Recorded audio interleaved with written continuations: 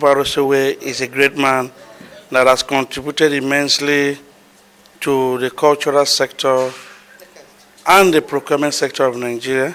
And we decided that for such people, we need to recognize them and urge them to do more. So that's why we are here, to appreciate them and congratulate them and urge them to continue the good work they are doing. Our aim is to promote ethical value, professionalism, transparency, accountability, and value for money. For us, he has done well in that area. You see the procurement that is carried out by this office. It is corrupt, almost corrupt-free. I can't say totally corrupt-free because no system is perfect. But he has tried as much as possible to make sure that the procurement that is run here is done in consonance with the laid down rules and regulations. For the achievement we've seen here on ground, this is not the recommendation they've given to us. What we've seen here is a product of a good procurement. And for the Director General to achieve this feat in procurement process, meaning somebody somewhere is doing the job. And if the Director General is only allowing the person to exercise his professionalism in that field. So coming here has shown us a product of good procurement. And for us to encourage that man that is at the aim of the affairs in public procurement department in this agency, we also have to encourage him and appreciate the good work he's doing and also urge him to continue promoting good governance through public procurement practice and practitioners in Nigeria. I also use this opportunity to congratulate the newly sworn-in President, Ahmed Bola Tinubu, as the President of the Federal Republic of Nigeria. The institution of public procurement practitioner is really the driving sector of the public procurement in Nigeria.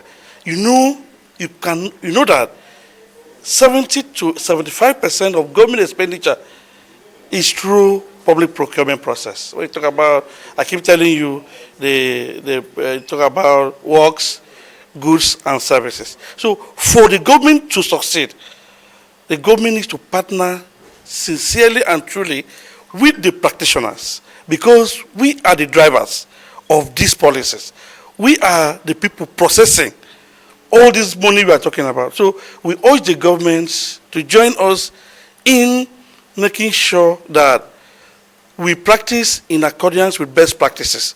And we cannot do that without government support in terms of policies, in terms of circulars to make sure, like what is happening now. That I will tell you that 60 to 70% of trained procurement officers are not in procurement department. That is the area we want government to look at. If you allow practitioners and professionals to carry out this assignment, you can imagine the development we're going to see in Nigeria. But when you allow quacks, people have no idea of what is happening in the procurement sector to carry out these assignments, you can imagine what will happen. And that's what has been happening. So we are appealing to the government to partner with us to make sure that we carry out this assignment that we have to do with the government, and government will benefit, and the Nigerian people will benefit for it going forward. I'm so impressed. I'm so happy that